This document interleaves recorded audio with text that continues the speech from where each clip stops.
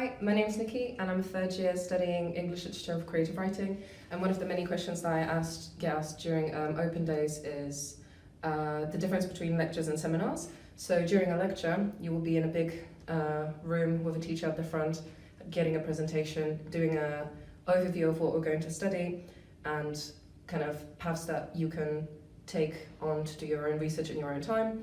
And then all that material will be then taken into a smaller classroom, a seminar, which is more to what you are probably used to when you're in college. And it won't be any bigger than 15 people. And it gives you an opportunity to discuss the text in depth, to discuss what you like and what you didn't like, or what you didn't understand, or perhaps any questions that you may have.